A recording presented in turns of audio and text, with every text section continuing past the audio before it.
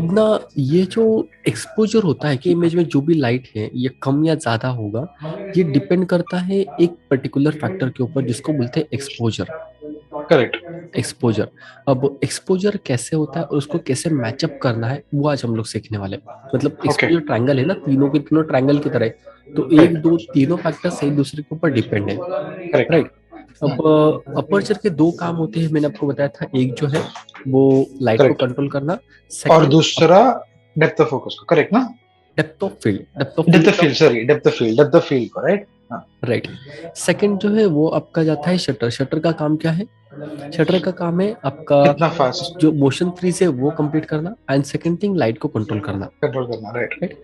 ISO जो है, ISO का मेन काम क्या है? आपके इमेज को कैप्चर करना लाइट को, एंड उसका सेंसिटिविटी कम ज्यादा रहेगा। सेंसिटिविटी बनाना, राइट। परफेक्ट। इन तीनों को हमको बैलेंस लेकर चलना पड़ता है और वो बैलेंस को ही बोलते हैं एक्सपोजर। ओके। ओके। अब उसके पहले एक्सपोजर ट्रायंगल को समझने से पहले हमको एक्सपोजर क्या होता है उसको समझना पड़ेगा।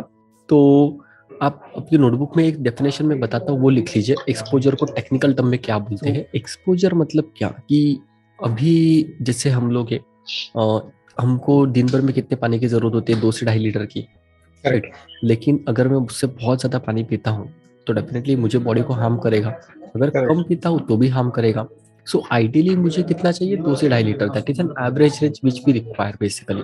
वैसे करेक्ट। ही आपकी टोटल जो इमेज होती है ना, जो भी आपकी फ्रेम होती है, उस इमेज में टोटल 3 पैरामीटर्स होते हैं: highlight, shadows and mid tones. Okay. Highlight, shadows and shadows mid and tone. Mid turns, right. Right. Highlight मतलब क्या कि आपकी इमेज में लाइट ज्यादा कहाँ पर है? जैसे अभी मुझे आप देखोगे तो ये हाईलाइट हो गया मेरे लिए, यहाँ पर बहुत ज्यादा लाइट आपकी पड़ रही है। राइट। और मेरे में जो हूँ ये मिड टोन है, और ये जो पार्ट है यहाँ पर थोड़ी सी शैडो है, लेकिन लाइट बहुत ज्यादा अवेलेबल है तो यहाँ पर शैडो कम पड़ रही है। ओके। करेक्ट। ये बैलेंस इमेज आपको दिखाई दे रहा है, ज्यादा एकदम ब्राइट भी नहीं है, एकदम डार्क भी नहीं है, बैलेंस करेक्ट। आपको एक्सपोजर दिखाई दे रहा है। अभी अगर मान लीजिए मैं इसको, ये लाइट को बंद कर देता हूँ। ओके। ये लाइट मैंने बंद कर दिया, अभी क्या हो रहा है? लाइट ऊपर से जो है सीलिंग लाइट वो आ रहा है, वो यहाँ पर पड़ रहा है। करेक्ट। ये जो पर्टिकुलर पार्ट है यहाँ पर देखिए, अभी धीरे धीरे ना लाइट जो है यहाँ पर पूरा अंधेरा आने लग गया। करेक्ट। ये शैडोज, शैडोज हाँ। बन गए। ये वाला पार्ट मिड टोन में चला गया। Highlight, correct. Mid tones and shadows. अब शैडोज यहाँ पर बहुत ज्यादा डार्क है। करेक्ट। शैडोज बहुत ज्यादा डार्क है, हाईलाइट बहुत ज्यादा डार्क है, मिड टोन प्रॉपर है। अब मेरा कैमरा जो है वो मैंने एक्सपोजर को प्रायोरिटी रखा हुआ है मेरे कैमरा के लिए। तो कैमरा भले ही लाइट कम होने के बावजूद आपको एक्सपोजर बैलेंस करके दिखा रहा है। So what okay. Exactly it is doing? It is increasing an ISO for you. तो ओके। आपको थोड़े थोड़े डॉट दिखाई देंगे। अभी मैंने लाइट जैसे चालू किया, ये वाला, तो बैलेंस हो गया। एक्स्ट्रा जो लाइट कम पड़ रही थी हमने फिलअप कर दी। अब जो आईएसओ काम कर रहा है, कैमरा कम से कम 200-400 के आसपास का आईएसओ काम कर रहा है। करेक्ट। तो आपकी इमेज में एक बैलेंस, हाईलाइट, आपका शैडोज और आपके मिड टोन्स तीनों इक्वल आने चाहिए। हाईलाइट में जितनी जरूरत इंफॉर्मेशन है उतनी मुझे दिखाई देनी चाहिए। जो डार्कन एरिया है वहां पर बहुत ज्यादा इंफॉर्मेशन लॉस नहीं होनी चाहिए, वहां पर भी इंफॉर्मेशन आपको दिखाई देनी चाहिए। मिड टोन में भी दिखाई देनी चाहिए। तो ये तीनों के तीनों जो इक्वल पैरामीटर होते हैं ना, ये इक्वल पैरामीटर्स को अचीव करने के लिए हमको एक सर्टन अमाउंट ऑफ लाइट की जरूरत होती है। करेक्ट। उसी लाइट को बोलते हैं एक्सपोजर। कि ओके। अगर मुझे मेरे इमेज में हाईलाइट, मिड टोन और शैडोज तीनों इक्वली कैप्चर करने हैं तो कितने अमाउंट ऑफ लाइट की जरूरत पड़ेगी? फॉर एग्जाम्पल 100 वैल्यू अगर हम लोग कैलकुलेट करते हैं तो 100 मेरा कैमरा मांग रहा है, लेकिन सराउंडिंग में 100 अवेलेबल होगा जरूरी नहीं है। कम भी हो राइट। सकता है, ज्यादा भी हो सकता है। अगर कम है तो मुझे एक्स्ट्रा लाइट ऐड करनी पड़ेगी मेरे कैमरा में। अगर ज्यादा है तो कट करनी पड़ेगी। कट कहाँ से करोगे आप? सॉरी, अपर्चर एंड शटर से। कम करेंगे, करेक्ट। सर, सिचुएशन में जब भी मुझे 100 वैल्यू ऑफ लाइट की जरूरत है, लेकिन मेरे सराउंडिंग में ब्राइट सनी डे है, दोपहर के 12 बज रहे हैं और बहुत ज्यादा धूप है, तो वहां पे तो करेक्ट। बहुत ज्यादा लाइट अवेलेबल है। अब करेक्ट। वो इतनी ज्यादा अगर लाइट अवेलेबल है मेरे लिए तो ना, जरूरत है ही नहीं उतने लाइट की, तो फिर मैं क्या करूंगा? अपर्चर और जो शटर है मेरे पास उससे मैं कंट्रोल करने की कोशिश करूंगा, एक्सेस लाइट को कट कर दूंगा। अगर नाइट की कंडीशन में हूँ, घर में हूँ मैं, 8:30-9 बजे के आसपास, घर में भी लाइट कम है, एंड उस वक्त मुझे जितनी जरूरत है 100 वैल्यू की नहीं मिल रही है। ठीक है। 100 वैल्यू तो मिल नहीं रही है और बाहर अवेलेबल है 40 की, पकड़ के चलिए 40 या 30। तो लाइट कम है वहां पर। तो मुझे क्या करना पड़ेगा? आईएसओ से एडजस्ट करने की कोशिश करूंगा शटर स्पीड से और आपका अपर्चर से। बड़ा अगर उससे भी कंट्रोल नहीं हो रहा है और बहुत ही ज्यादा लाइट कम है, then you will have to add another light source, जैसे मैंने यहाँ पर ऐड किया है। करेक्ट। इसको ही हम लोग बोलते हैं एक्स्ट्रा फ्लैश, जो हम लोग कैमरा के ऊपर यूज करते हैं, एक्सटर्नली यूज करते हैं, फोटोग्राफी में लाइटिंग होती है। ओके। करेक्ट, यहाँ तक समझा आपको? हम्म। सो एक्सपोजर मतलब क्या? Exposure means an amount of light which is required to capture an image where your highlights, shadows and midtones will be on equal level. Okay. Correct. Okay. अब ये मैं आपसे शेयर करता हूँ ना मेरा स्क्रीन। ओके, एक्सपोजर ट्रायंगल, या exposure ये मेरे लिए आप रीड कर पाओगे? Sure. Understanding exposure. Exposure means the amount of light required to register an image on the sensor. In correct. photography, exposure is a critical element that determines what is recorded on a camera's image sensor. Following three factors are necessary for controlling the exposure: aperture, which is denoted by the f number; shutter speed, defined in seconds or fraction of seconds; and ISO sensitivity rating scale, rating scale. मतलब वो जो ISO है उसका sensitivity कितना है, कम या ज्यादा है। कम कहाँ Correct. से पता चलेगा? नंबर जब कम रहेंगे, 100, 200, 400। 100 to 100. ज्यादा Right. कब रहेगा? जब नंबर ज्यादा रहेंगे आपके, 800, 1000, 3200, 3000, 6400, जो भी 6200. रहेगा। Correct. Yeah. करेक्ट। तो ये हमारा हो गया एक्सपोजर। अब ये जो पर्टिकुलर पैरामीटर है ऐसे ट्रायंगल में काम करता है। तो एक फैक्टर जो है ना, एक फैक्टर दूसरे पे डिपेंड है, दूसरा तीसरे पे डिपेंड है, तीसरा पहले पे डिपेंड है। कर तो ये अभी मेरे लिए आप रीड कीजिए। The exposure triangle. These three camera and lens control work together to regulate the amount of light that makes it to the light sensitive surface. The aperture and shutter speed and the sensitivity of that surface film or digital ISO. Not only do these three controls affect the light of a photograph, they also have unique side effects. Aperture controls the depth of field, shutter speed can blur or freeze action, and ISO can add or subtract film grain or digital noise from an image. Correct. तो अब ना मैं आपको एक image भेज रहा हूँ, ये इमेज हमको चेक करना है और हमको वैसा लिखना भी है। अगर आपको एक्सपोजर ट्रायंगल बैलेंस करना है तो एक पर्टिकुलर स्टेप बाय स्टेप मैंने सीक्वेंस बना के रखा हुआ है, ताकि जो हम लोग ये कॉम्प्लिकेटेड टॉपिक है उसको इजी तरीके से मैनेज कर सके। बहुत ज्यादा इंपॉर्टेंट ये होता है कि लोग ना तीनों फैक्टर्स को इंडिविजुअली जो उनका इफेक्ट है वो तो जानते हैं, लेकिन प्रॉब्लम ये आता है कि उसको जब मैचअप करने की बात आती है ना, कि आप हर जगह पे कैसे उसको बैलेंस करोगे, वहां पर मार खा जाते हैं। वो बहुत ज्यादा डिफिकल्ट है, क्योंकि आपको पता ही नहीं होगा। आप एक फैक्टर को करोगे लेकिन सेकंड फैक्टर आपको बाय डिफॉल्ट ना उसके साथ में कुछ प्रॉज एंड कॉन्स लेकर आ रहा है, राइट? तो अब ये तीनों फैक्टर्स इस प्रकार से हो गए, aperture, shutter and ISO, right?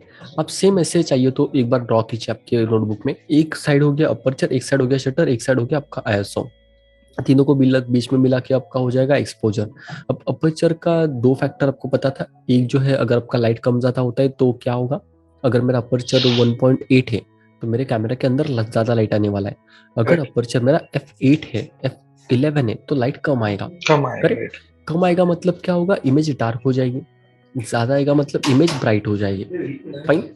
Same shutter के साथ होगा, शटर स्पीड ज्यादा रहेगा, फ्रैक्शंस ऑफ सेकंड में रहेगा 1/4000, तो लाइट कम आएगी, इमेज डार्क रहेगी। जैन जब आपका ये कम हो जाएगा 1/10 के आसपास या 1/5 के आसपास, तो लाइट ज्यादा आ रही है, इमेज ब्राइट होगी, राइट? और उसके बाद में आईएसओ जो है, आईएसओ क्या रहेगा आपका, जब आप कम रखोगे 100 200 तो आपकी इमेज में लाइट कम रहेगा, जब आप बढ़ाओगे तो आपकी इमेज में लाइट ज्यादा आएगा, प्लस साइमल्टेनियसली आपको ग्रेन्स भी आएंगे। तीनों फैक्टर्स के इंडिविजुअल इफेक्ट्स आपको पता है। अब इनको बैलेंस कैसे करना होता है, तो सबसे पहले जो उसकी स्टेप है, you will decide what you want to click. ये पहले आपको ध्यान में रखना है। मान लीजिए जैसे हर बार अलग अलग सिनारियो में अलग अलग इमेज का प्रायोरिटी अलग अलग होता है। अभी पार्टी के लिए मैं अगर जा रहा हूँ तो पार्टी के लिए मैं क्या पहनूंगा, नॉर्मल जो कोई अच्छा कपड़े वगैरह मेरे पास है वो पहनूंगा। अगर मैं स्पोर्ट में खेलने के लिए जा रहा हूँ क्रिकेट, तो वहां पर मैं ब्लेजर पहन के नहीं जा सकता, वहां पर मैं कोई भी जो क्रिकेट का स्टोरी होगा वो, तो प्रायोरिटीज अलग अलग है। वैसे ही आप जो भी इमेज क्लिक करते हो उस इमेज का प्रायोरिटी क्या है। मतलब अगर आप लैंडस्केप अभी शूट कर रहे हो आप एक आप में हम लोग बाहर गए हैं, वहां पर माथेरान गए हैं, बहुत बड़ा लैंडस्केप का एरिया है, वहां पर अभी हमको लैंडस्केप शूट करना है। मेरा फोकल लेंथ मैंने आपको बताया था, फोकल लेंथ जब छोटा होता है तो एंगल ऑफ व्यू बड़ा होता है, और करेक्ट। फोकल लेंथ जब बड़ा होता है तो एंगल ऑफ व्यू क्या होता है, कम कम होता है। कम होता है। मतलब अगर मान लीजिए मैं 500 mm पे शूट करूंगा तो मुझे एंगल ऑफ व्यू कम मिलेगा एज करेक्ट। कंपेरेटिवली 16 mm पे अगर मैं शूट करेक्ट। करता हूँ तो। करेक्ट। राइट। तो अब आप और मैं वहां पर गए हैं, हम लोग बहुत अच्छे माउंटेन पे है, खड़े हैं, ट्राइपॉड लगा दिया है और 16 mm पे हम लोग शूट कर रहे हैं। ओके। जब 16 mm पे शूट करेंगे तो वाइड एंगल मिल रहा है, लैंडस्केप रहेगा, माउंटेन्स रहेंगे, पेड़ रहेंगे, आसमान रहेगा, जो कुछ भी है। अब उस वक्त मेरा प्रायोरिटी क्या है इमेज के हिसाब से, तीनों फैक्टर्स के करेक्ट। हिसाब से आपको देखना है, तीनों फैक्टर्स के हिसाब से प्रायोरिटी क्या रहेगा आपका। Actually depends. अभी जैसे आपने लास्ट टाइम वाटरफॉल वाला देखा था। करेक्ट। करेक्ट। तो ऐसा रहेगा तो तब मेरा शटर का मैं प्रायोरिटी रखूंगा, हाँ। क्योंकि हाँ। और अगर फॉर एग्जांपल अब जैसे बोलो प्लेन लैंडस्केप है जहाँ पे कुछ मूविंग नहीं है, सो आई वांट टू इंश्योर कि I get the richest image with the best possible amount of light, so aperture में ज्यादा फोकस करेगा उस पर। करेक्ट। तो अभी प्रायोरिटी की जब मैं बात करता हूँ ना, तो प्रायोरिटी हमको कैसे डिसाइड करनी है, पहले मैं आपको एक एग्जांपल दे देता हूँ। फॉर एग्जांपल उसी लैंडस्केप की अगर मैं बात करता हूँ, तो लैंडस्केप के लिए मेरा एंगल ऑफ व्यू तो मैंने वहां से अचीव कर लिया क्योंकि मैंने करेक्ट। लेंस छोटा वाला यूज किया है। नाउ मेरे लिए सबसे पहला प्रायोरिटी फैक्टर कौन सा रहेगा, आईएसओ। बिकॉज आईएसओ अगर बढ़ेगा तो मेरा इमेज क्वालिटी खराब हो जाएगा। राइट। करेक्ट। एग्री। तो आईएसओ जो है वो आईएसओ में जितना मिनिमम रखने की कोशिश कर सकता हूँ मैं उतना मिनिमम रखूंगा। करेक्ट। मैं 100 रख दूंगा बिकॉज सनलाइट है, नेचुरल लाइट अवेलेबल है, तो सब 100 कुछ में मुझे, अवेलेबल है। राइट। हाँ, कोई प्रॉब्लम नहीं आएगा, 100 मैंने रख दिया। तो पहला फैक्टर जो भी है आपका, वो आप 100 पे रखने की कोशिश करोगे ताकि आपको इमेज में ग्रेन ना आए। ये करेक्ट। पहली बात हो गई। सेकेंड चीज हम लोग जाएंगे अब, लैंडस्केप में मुझे सारी चीजें क्लियर चाहिए, सारी करेक्ट। चीजें क्लियर चाहिए ना आपका, माउंटेन क्लियर चाहिए, स्काई क्लियर चाहिए, क्योंकि लैंडस्केप में तो वही होता है। अगर मैं लैंडस्केप में ब्लर करने की कोशिश करूंगा तो सामने वाला पेड़ वाइड एंगल है, सामने पेड़ है वो फोकस में, बाकी सब कुछ माउंटेन वगैरह ब्लर हो गए, तो वो लैंडस्केप प्रॉपर अच्छा दिखाई देगा, नहीं दिखाई देगा। नहीं। तो मुझे वहां पर प्रायोरिटी क्या है, अपर्चर के फैक्टर के हिसाब से, कि आई correct. Want entire frame in a sharp focus, correct. which means I want a larger depth of field. Larger depth of field means what exactly? I will be using at least aperture of value which is 8, 11 or 16 if it is required, if it allows me. So I can go and I can shoot for f16 also. Correct. Correct. तो ये aperture का मुझे यहाँ पर priority मैंने set कर दिया। Correct. दो, मेरा जो लेंस है मान लीजिए वो 1.8 का लेंस है, तो मैं 1.8 पे शूट करूंगा क्या, नहीं ना, मैं कितने पे शूट करूंगा, दूसरा f16 पे। अदर एंड पे, अदर एक्सट्रीम। करेक्ट, क्योंकि मुझे इमेज का प्रायोरिटी मुझे क्या है वो मैंने अंडरस्टैंड किया। तो मेरा सेकंड जो अपर्चर फैक्टर है उसको मैंने ना प्रायोरिटाइज कर दिया। पहले आपका आईएसओ का प्रायोरिटाइज हो गया, सेट अपर्चर का भी प्रायोरिटाइज हो जाएगा। अब बचा शटर। तो अब आपको क्या करना है, सेकंड वाला ये देखिए यहाँ पर दिया हुआ है। आप सेकंड टॉपिक में क्या डिसाइड करोगे, you will find out what is the priority for that particular image. Correct. Blur के हिसाब से, ब्लर के हिसाब से आप अपर्चर अगर को ब्लर चाहिए डिसाइड तो करोगे। अपर्चर। हाँ। करेक्ट। और उस वक्त आपको मोशन फ्रीज करना है या मोशन ब्लर करना है। अब लैंडस्केप में क्या होता है, लैंडस्केप में माउंटेन्स तो फिक्स रहते हैं, वो तो हिलेंगे नहीं। जो पत्ते हैं थोड़े फार हवा की झोंके की वजह से हिल सकते हैं। देन आसमान में भी जो बादल है वो हिल रहे हैं, हवा वगैरह है करेक्ट। जो हिल रहा है। But major part of that entire image is a static image. Static image. Right. Right. Then मुझे वहां पर चेक करना है कि शटर स्पीड मुझे कितना चाहिए, जहाँ पे मुझे पूरा का पूरा जो वो ना लीफ वगैरह है वो प्रॉपर दिखा रहे, या थोड़े से ब्लर रहेंगे तो चलेगा, ये मेरा प्रायोरिटी रहेगा। देन मैं उसके हिसाब से शटर स्पीड जो है वो एडजस्ट करूंगा। तो यहाँ पर मेरा सीक्वेंस क्या हो गया, ISO is the first factor, aperture is the second factor and third is the shutter. Shutter भी आपने डिसाइड कर लिया। अब यहाँ पे देखिए थर्ड में यहाँ पे क्या बोलता है ये, कि preference to the ISO. ISO आपने प्रेफरेंस किया, then preference to the factors contributing priority of an image, मतलब आपकी पर्टिकुलर इमेज में जिससे आपको प्रायोरिटी क्या थी कि मुझे सब कुछ शार्प दिखना चाहिए, क्लियर दिखना चाहिए, उसके हिसाब से आपने सीक्वेंस यहाँ पर क्या रखा, आईएसओ, अपर्चर एंड शटर, ऐसे सीक्वेंस आ गया। सेम वो होने के बाद अब अपने सीक्वेंस तो डिसाइड कर लिया। Now you require another thing. अब ना आपके कैमरा के अंदर आपको जब व्यू फाइंडर से देखते हो तो ऐसी एक लाइन दिखाई देती होगी, correct, exposure meter, right? Correct. Exposure meter, ये जो एक्सपोजर मीटर है ये आपको बताता है कि आप जिस पर्टिकुलर सेटिंग पे ऑपरेट कर रहे हो वो सेटिंग आपकी प्लस में अगर है, मतलब आपका इमेज में ज्यादा लाइट आ रही है या कम लाइट आ रही है, फाइनल इमेज कैसे होगा, करेक्ट?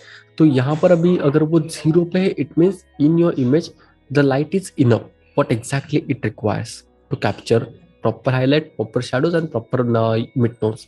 बट अगर वो माइनस की तरफ जा रही है मतलब आपका एक्सपोजर कम आने वाला है, अंडर इमेज में लाइट एक्सपोज्ड है, कम आने करेक्ट, वाली है। करेक्ट। ये अगर ज्यादा है तो ओवर एक्सपोज्ड है, ओवर एक्सपोज्ड है, राइट। करेक्ट? तो अब आप क्या करोगे, आपने पैरामीटर्स तो सेट कर लिए थे अपने दिमाग में, now you will check with the exposure meter what kind of reading it is showing to you. Correct. Okay, अब अपने आईएसओ को तो सेट कर दिया था, वहां पर तो कोई दिक्कत नहीं, उसको चेंज नहीं करना है। अपर्चर भी अपने सेट कर दिया F16।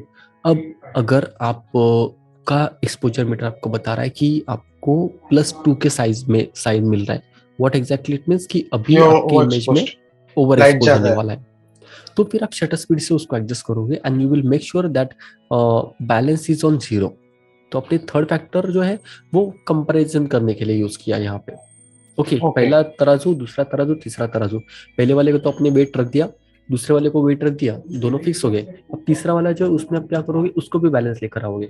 कैसे लेकर आओगे, क्योंकि दोनों का आपको लेवल मिल चुका है, राइट? जिसको प्रायोरिटी दिया उसको हम टच नहीं करेंगे, जिसको प्रायोरिटी नहीं है उसको हम हाँ मतलब ना, मॉडिफाई देख करेंगे। आप ये देखोगे ना, अभी फॉर एग्जांपल जैसे आपको उस एक सिर्फ अभी हमने लैंडस्केप का एग्जांपल लिया, when will take another example that time sequence will get change. मैं अभी बताऊंगा आपको। करेक्ट। तो यहाँ पर आपको ये समझ में आया कि एक्सपोजर जो मीटर है उसको आप चेक करोगे एंड उसको जो बचा हुआ फैक्टर है तीसरा वाला लास्ट, उससे बैलेंस करने की कोशिश करोगे, राइट? अब ये दिया हुआ है क्यू preference to the remaining factor as per the exposure meter reading, correct? तो ये हमने लैंडस्केप का एग्जांपल लिया था। अब फॉर एग्जांपल जैसे कल जो आपकी ना पार्टी थी वहां पर नाइट में लाइट कम रहेगी, अगर घर में होती है, या फिर अगर मैं किसी छोटा सा हॉल देखता हूँ जहाँ पर लाइट कम होती है, लोग आ रहे हैं, लोग डांस कर रहे हैं, बातें कर रहे हैं, एक्शंस हो रहे हैं, अब उस वक्त अगर मुझे शूट करना होता है तो मैं क्या, मेरे सीक्वेंस रहेगा, आप मुझे बताइए आपके हिसाब से क्या सीक्वेंस रहेगा मेरा? ओके, ये मेरा पर्सनल है, पता नहीं मैं गलत भी हो सकता हूँ, क्योंकि मैं तो नहीं नहीं, आप हमेशा जैसे जैसे करेक्ट। बताइए, जैसे आपको लगता है। Just because of the grain factor ISO will always remain my first priority, मुझे आईएसओ सबसे करेक्ट। कम में रखना है। हम्म। फिर मैं okay, now my second parameter is मुझे अगर पार्टी हो रही है, if it's a sit down party, मतलब जहाँ पे सब बैठे हुए हैं बातें कर रहे हैं ऐसे रहेगा, तो then obviously aperture will be my second priority, because obviously मुझे at a lower focal length, so that sorry, at a higher focal length where I get everyone in my field of view. Okay, क्योंकि okay, वहां पे मुझे जो depth of field है वो ज्यादा use नहीं करना, right? Because it's correct. Open party, right? सब लोग बैठे हुए। Now if it is a party of people are dancing and थोड़ा बहुत हलचल है, मूवमेंट है, right? If that's the case then I will give shutter priority, because people are moving and I correct. Want to freeze the object, freeze the motion जहां तक हो सकता है। परफेक्ट। तो सेम आपने बताया मुझे, अभी इसको दो सिनेरियोज डिवाइड कर लेते हैं। फॉर एग्जांपल आपने केक काट दिया, केक वगैरह कटिंग हुआ, उसके बाद में पोर्ट्रेट इमेजेस, ज्यादातर फीमेल्स होते हैं, लेडीज होती से, अब उनको बेचारे अच्छे से मेकअप करके आए होते तो उनको पोर्ट्रेट इमेजेस क्लिक करनी पोर्ट्रेट होती है, इमेज रहेगा तो ऑब्वियसली चाहिए। एपर्चर, या अब अगर पोर्ट्रेट इमेज मुझे क्लिक करना है तो वहां पे जो बैकग्राउंड है वो मुझे नहीं चाहिए, करेक्ट। राइट? तो पोर्ट्रेट तो तो definitely aperture with depth of field. हाँ, तो अभी ना मान लीजिए पहला एग्जांपल हम लोग रखते हैं पोर्ट्रेट का, जहां पर अपने आईएसओ क्या करोगे, अब वहां पर 100 नहीं रख सकते आप आईएसओ, बिकॉज वहां पर जो लाइट अवेलेबल है बहुत ही कम बहुत है, कम है, करेक्ट। राइट? सो आप क्या करोगे, आईएसओ कम से कम वहां पर 200 400 रखने की कोशिश करोगे। ओके, तो थोड़ा अमाउंट यहाँ से एडजस्ट हो गया। Now you will give preference to the aperture. Aperture, aperture अगर आपके पास 1.2 का लेंस है, 1.2 एफ वैल्यू का, तो बहुत ही ज्यादा अच्छी बात है। तो आप आईएसओ 200 पे रखोगे तो भी आपको बहुत ज्यादा अच्छा इमेज आएगा, because 1.2 will allow you maximum light, right, correct. Correct? अगर आपके पास वो 1.2 अवेलेबल नहीं है, अगर आपके पास 1.8। अवेलेबल है F4 या हम्म। एफ ना 1.8, तो हम्म। भी आपको फिर आईएसओ थोड़ा सा बढ़ाना पड़ेगा। करेक्ट। तो आप बढ़ा दोगे, वो खड़े रहेंगे, थोड़े बार हिल रहे होंगे, ह्यूमन है, स्टैटिक सब्जेक्ट नहीं है। तो ह्यूमन को कैप्चर करने का जो रेंज है वो कहाँ से कहाँ तक है, 1/100 से लेकर 1/250th ऑफ अ सेकेंड तक। तो Okay. अगर आप 1/100 के नीचे जाओगे, 1/80 तक भी ठीक है, 1/80 के नीचे जाके शूट करोगे, मोशन 1/60 ब्लर हो जाएगा। मोशन ब्लर हो, 1/250 के आगे अगर जाओगे तो क्या होगा, इमेज में एक्सेस लाइट कम हो जाएगा।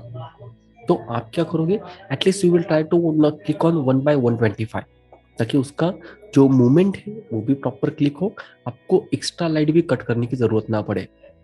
तो Okay. आप क्या करोगे, अपने अपर्चर डाल दिया 1.8 का, देन आपका ISO है 400, देन आपका शटर स्पीड है 1/125। 100. Now you will try to see कि अब एक्सपोजर मीटर क्या बता रहा है। ओके, अब अगर वो एक्सपोजर मीटर आपको लाइट ये कर रहा है, मतलब माइनस की तरफ दिखा रहा है, तो you can't do anything, because आपके तीनों पैरामीटर्स तो सेट हो गए, जितने भी मिनिमम थे वो आपने अचीव कर लिए। Then you will have to introduce an external light in your image, that is a flash. Correct. क्योंकि वहां पर एक भी फैक्टर अगर अभी आप चेंज करोगे, देन वहां पर आपकी इमेज में प्रॉब्लम आएगा। जैसे अपर्चर है, अपर्चर तो उसके नीचे जा नहीं सकते, फिजिकल लिमिटेशन तक पहुंच गए। शटर स्पीड को अगर सोचोगे आप, शटर स्पीड से एडजस्ट कर लेता हूँ, 1/10 पे जाता हूँ, तो इमेज तो आएगा प्रॉपर, लेकिन ब्लर हो जाएगा, जो आपको नहीं Correct. चाहिए। तो इससे तीनों फैक्टर्स को पर्टिकुलर लेवल तक मैचअप करना होता है। एक बार वो मैच हो गए, मैक्सिमम लिमिटेशन तक पहुंच गए, now you don't have anything, you have to introduce an external flash light. Correct, correct. Okay, यहाँ तक समझ में आया, यहाँ तो कोई डाउट है? नहीं.